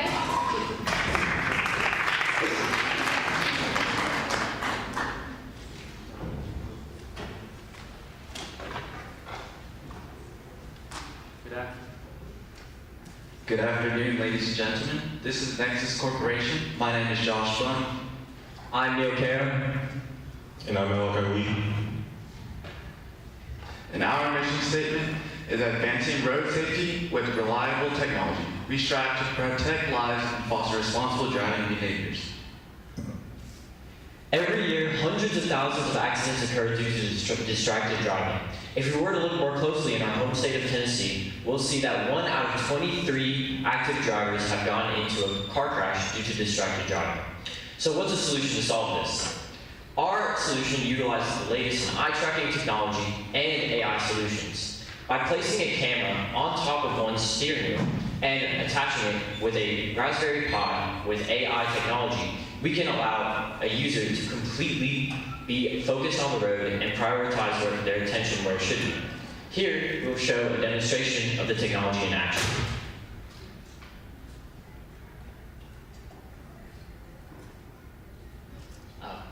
There's no sound, but if there were sound, you'd see that once Malachi had looked away for about 2.8 to 3.2 seconds, there'd be a loud beeping noise alerting him to look back on the road.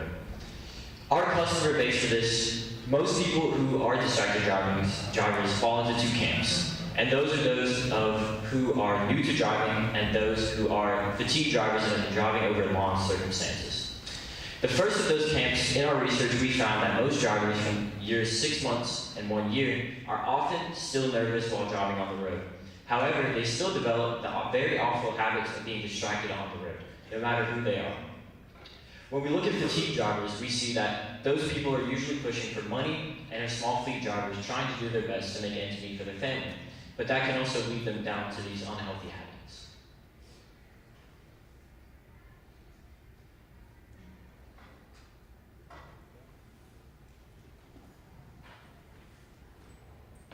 So some alternatives we have against our business is Apple ID and D&D, Drive ID and Don't App. These are mobile functions and apps you can download to minimize notifications or distractions when driving or in general use. The benefits we hold over these are, one, they aren't user dependent, meaning the other ones, although they do minimize notifications and distractions, it's up to the user to access those functions.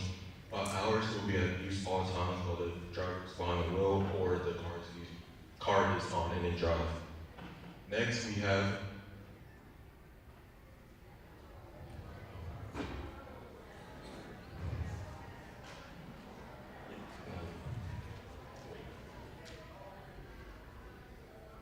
Next, we have the alert system, my bad. The alert system and the other options, they alert peers outside the vehicle or on an app, which is bad, considering that all drivers necessarily don't drive with people on the app at all times. Ours will alert the driver itself in the car rather than outside peers.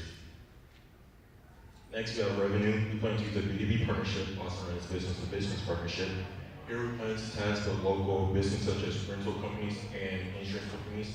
Then we'll go into marketing such as advertisements, commercials, and possibly billboards to attract those target audience, turning just the audience into customer buyers. After they buy our product, we go into subscriptions. First one is a basic subscription where they buy the analytics and then all the basic functions. After that, we have a gold tier. They'll get the same functions as the standard, but as well they'll get early access into updates. Next will be our platinum. Then we plan to turn into a driving score, as some families tend to fear for other family members as they drive on the road. Here we'll give them the basic question as their driving progress throughout all travels, such as how many times you got distracted, and then what ways they got distracted, as well as possibilities of risk factors when driving.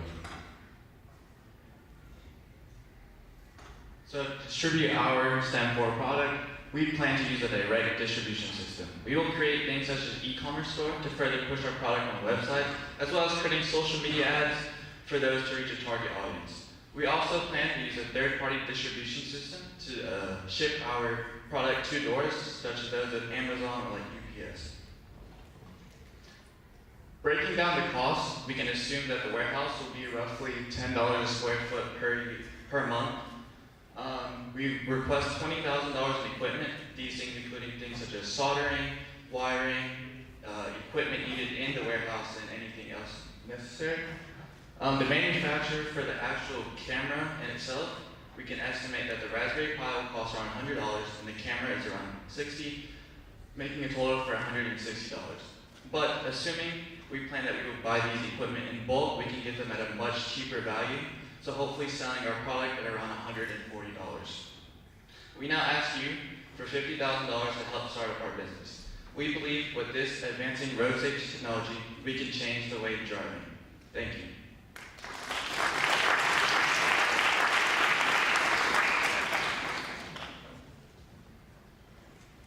All right, that's cool. So immediately I'm like, so your big proposition against your competitors is that the other ones are user-based, or like they have to turn it on. But for this one, they have to buy it and install it themselves. So that's like even more of an effort to do. So it feels to me like this is less something that like I would buy for myself and more something that like a logistics company would install into their driver's truck. So is that kind of more the method you're thinking? You mentioned B2B dynamic. Is it more for, like you said, ride sharing and logistics, or is it for, you know, my 17-year-old kid is just not driving and I want to make sure they're not texting on their phones? So it's sort of for both, but necessarily for the fleet companies, as you mentioned, such as rideshare or rental companies, as they're more reliable on the car damages. But there's some people who fear for their kids driving or maybe their elder parents driving. So if they feel like they're able to install it themselves, they're able to buy it. Have you considered partnering with any insurance companies about this product? And what would be the benefits? Yeah, I mean, that was probably one of our next steps would be partnership with either, like we were talking about earlier, like a fleet or something like an insurance company, so that we like, I know insurance companies give discounts for driver's school, and this could maybe be something that they give an additional discount for, right, if you have a driver's score over a certain rate. And I know that some companies actually do that, but their model that they do that with is kind of similar to Life 360, where you get a driver's score based off like how Life 360 has it, where if you're speeding, it'll track it. But with our model, it would be more intuitive just simply because you actually are in the car with the driver, right? It'll be able to notice when you're picking up the phone, how fast you're going, and certain things like that as you move up into memberships. Thanks, gentlemen.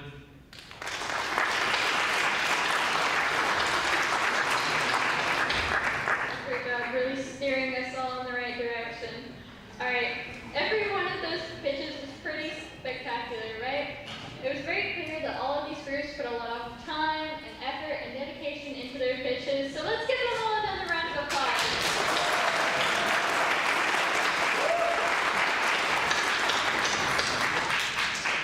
And while we're at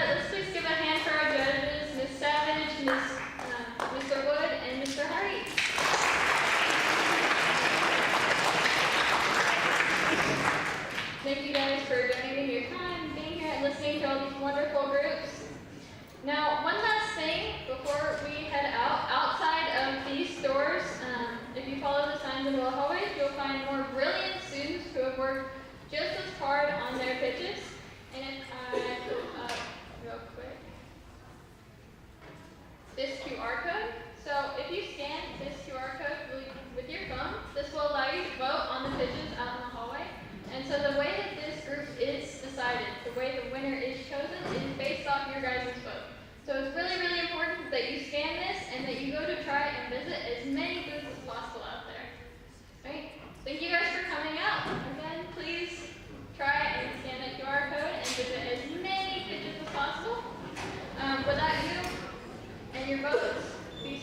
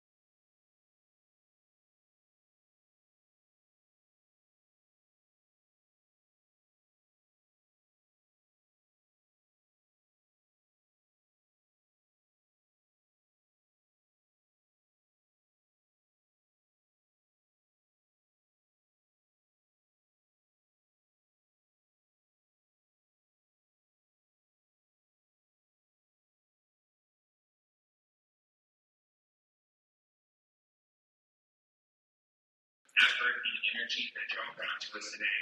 And we are truly grateful to hear your ideas. I hope that this experience was exciting to you. I hope that it was filling, and I hope that you are able to see yourself as a leader. All of us here, all of us adults in here are looking to y'all to take the mantle in a few years. Y'all are the next generation. So it is exciting to see everything that y'all have brought to us today. Before I get to announce the winners, we've got a couple of folks that need to speak first. First, I'd like to introduce Mr. Tom Lyons. If you guys will give him a round of applause. Good afternoon, everyone. My name is Tom Lyons. I'm with the Entrepreneurship Program here at UTC. And over the past 3 years, UTC has had the distinct pleasure of being able to host Inventanooga. It's been a wonderful experience. We've loved doing it, loved every minute of it. So thank you for being here and being part of all of that. One of our major sponsors and supporters throughout those 3 years has been the Gary W. Rollins College of Business.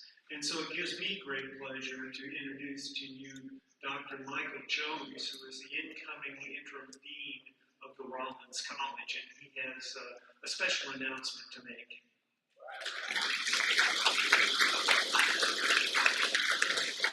Great, thank you, Tom. So, how are you? Good afternoon. How are you? You should be. The hard part's over now, right? You did a great job. So, on behalf of the UTC Gary W. Rollins College of Business, I want to thank everyone for attending Inventanooga today. It's always a pleasure to have all of you young people here on campus to talk about entrepreneurship. So, thanks for being here today. I want to congratulate each student who participated in today's event.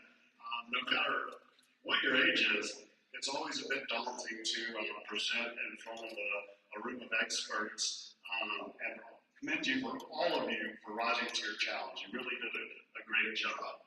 We run a number of pitch competitions in the Rollins College of Business each year, and I've heard, and I was a witness firsthand, that your pitches today were every bit as good and competitive as those made by our college students as well as community members that we see throughout the year. So, again, great job, and please give yourself a round of applause.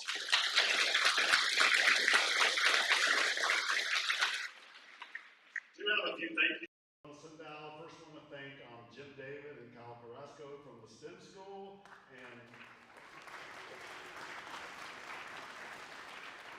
and Andrew Hardy from Hamilton County for all of their hard work in making this program happen. Their enthusiasm for entrepreneurship is inspiring, so thank you for all that you do. Thank you. Also want to thank a number of people in the Rollins College of Business for their work. I'd like to thank the George Lester Nation Professor of Marketing, Subin M. Our entrepreneur in residence, Alexis Willis. Our Harris Chair of Excellence in Entrepreneurship, Tom Lyons.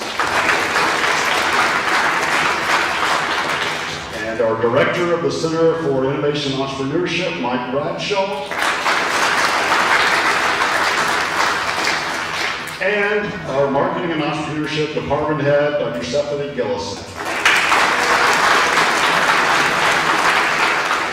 Thank you all for your work on this event and with the students today. To all our students, regardless of where you place in today's competition, I want to encourage you to continue your entrepreneurial pursuits. The skills you're learning will be valuable to you in the future, no matter what path you choose in life. So these skills are very important going forward. And back to that announcement that Tom mentioned, we're happy to announce that the Rollins College of Business will be offering a scholarship to students to come to the Rollins College of Business for the winners of the executive pitch contest. So we look forward to that. And with that, that's all I have. But I look forward to seeing you in the future as future UTC students. So thank you. Thank you so much. All right, second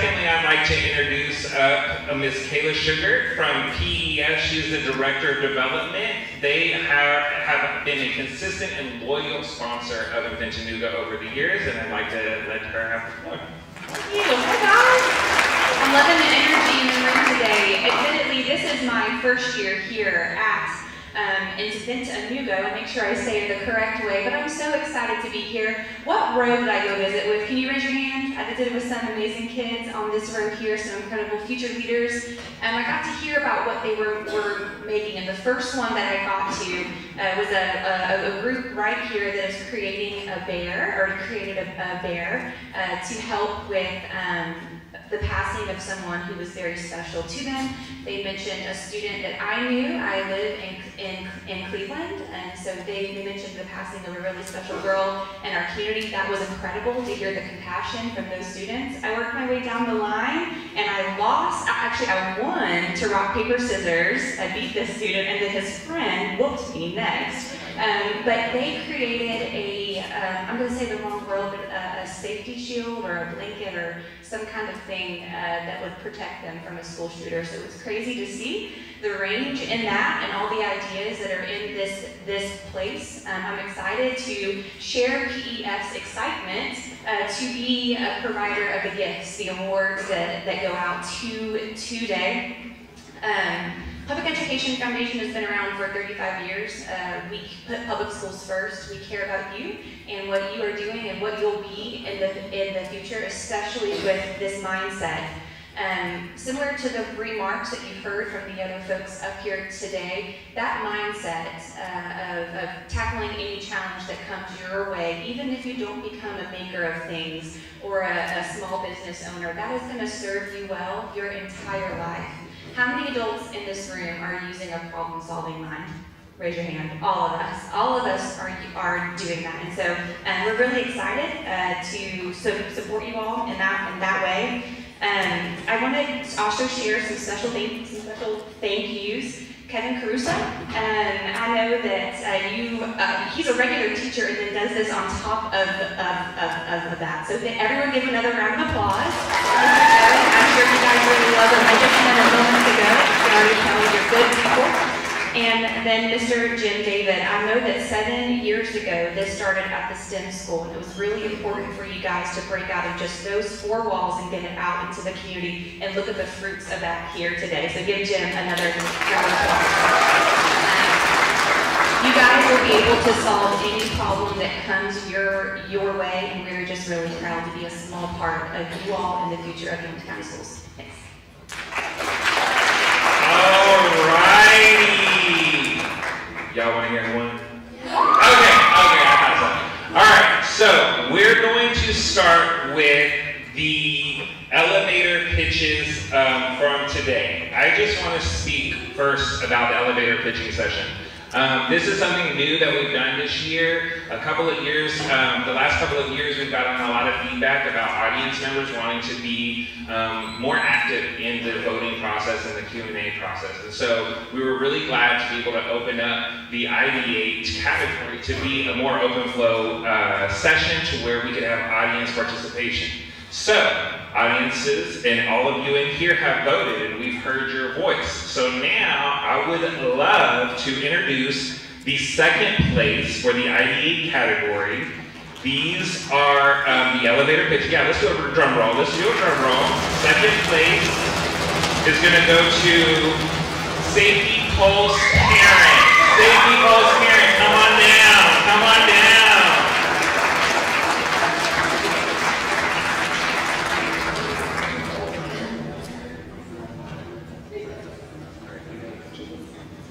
Go grab your prize. Everybody give them a round of applause. All right, I always do this because I'm a millennial and I know some of y'all hate millennials, but we gotta take a selfie with the winners. All right, Safety Pulse Parent. Thank y'all. Everybody give them a round of applause. Great work, ladies, great work. Thank you. I will say, out of all of the pitches this year, a huge common theme that I saw was school safety. And I am grateful for all of you all for taking this very serious topic and bringing attention to it, because this is something that I know a lot of you all are very interested and affected by. And so thank you, Safety Pulse, and thank you to all of those that focus on school safety. Without further ado, drum roll, the winners of the elevator pitching session, the ID category is Survivor Shelter. Survivor Shelter, come on down. Come on down.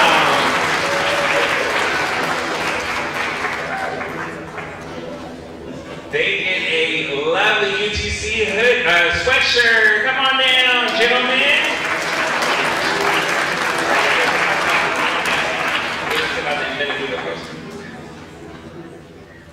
Look at him. I'm glad you're excited. Y'all did a great job. Congratulations. Congratulations. All right. So, those of you that were in the card auditorium, that was auditorium across the hall, those are the designer categories. Those of you who were pitching in the elevator pitches were predominantly just an idea and a solution. Original problem and an original solution. Designers take that idea and solution and they build upon it and they create a prototype. In all of the designer categories, we always have a prototype. They always present amazing prototypes. This year, it was very hard to fill that. It was not very hard to fill that category because we had so many amazing prototypes. With that being said, the second place in the designer category, this is in the card auditorium, goes to Safety Curtain. Safety Curtain, come on down.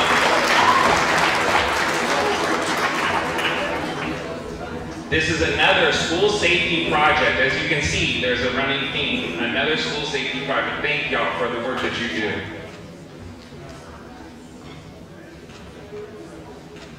Y'all come on, don't leave yet. You gotta take a selfie. Come on now. At least you remember, huh? All right, y'all, get together. 1, 2, 3, safety curtain. I know these are gonna be so shaky. Y'all go, man. Good job, good job. Give them a round of applause. Okay, the winner of the designer category, the card room winner is, hear us out. Hear us out, come on down. Hear us out. Good job, ladies. Love it. Congratulations. Oh, let me get my camera ready. Are y'all ready? 1, 2. Oh my gosh, y'all see how shaky I am, huh? Well, congratulations. Great work. Great work. All right. Executives. So the executive pitches were in this auditorium. This is the top tier category of Inventanooga. These pitches include an idea, a problem, an idea, a prototype, as well as a well-rounded business plan to polish it all off. So these executive categories are not just looking for what idea can we do, they're looking for how can we put this idea into the world and make it a sustainable project. So with that being said, the second place for the executive category, I only heard one drum. Second place goes to Prototype. Come on down, Prototype.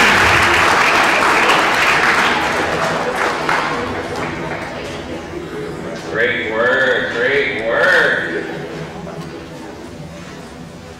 All right, let's do this over. 1, 2. Y'all saw the shot. The shake, huh? Yeah. All right. Well, okay, y'all. This is it. This is it, and then you don't have to hear me talk no more. All right. Can I get a drum roll for the first place winner of the executive?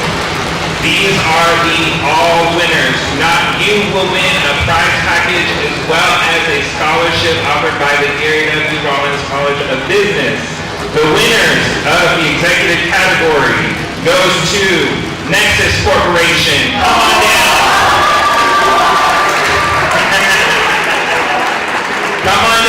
gentlemen.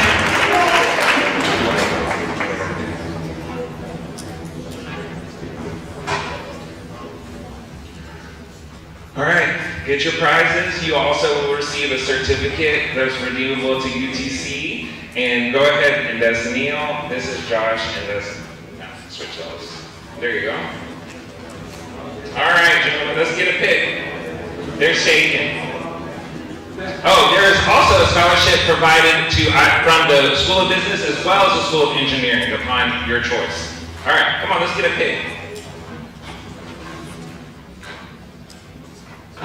All right, good job, y'all. Great job.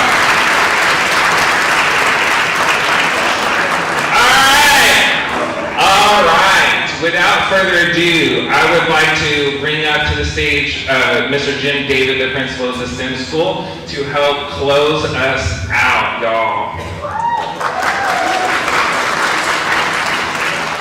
Hello, everybody. You heard a lot of thank yous, and you need to hear those again. That's on purpose. I want to thank my partners and friends at UCC, thank my friends at the Public Education Foundation, my friends at Hamilton County Schools. Thank you. It takes a lot to put this together. Students, what you don't know is lots and lots of meetings, lots of Zooms, lots of things to put together. Parents, I need you to hear a thank you too. Thank you for what you've done with your kids. In Hamilton County, as a school administrator, I get a lot of people asking me like, I don't understand this next generation. Why are they always on TikTok? I don't get them. Can you tell me about them? I don't know. Let me tell you about this, what you saw today. Here are kids, students, and adults who are solving problems right now for us. That's powerful. The future is not scary about what these kids are going to be doing. The future is bright. And I need you to know that, so as you go celebrate with your students tonight, just know the future is very, very bright. We are proud to have them in our schools. Thank you, teachers, who also help with that as well. Thank you for your time. Thank you for coming out to Inventanooga 2024. We hope to see you at Inventanooga 2025.